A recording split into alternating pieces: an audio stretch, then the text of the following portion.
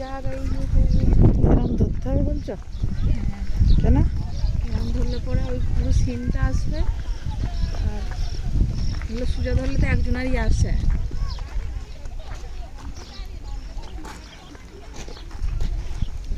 Light চালু রেখেছি।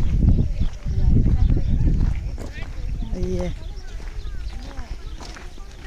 তাহলে আমি একটু লাইটটা চালু করে দিই।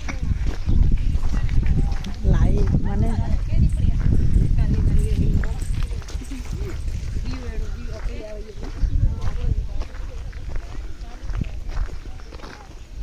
তোমরা চলে এসেছো। তোমরা চলে এসেছো না? এই গেটটাতে একটু হাঁটতে বেশি হয় না? বেশি হাঁটতে হয়।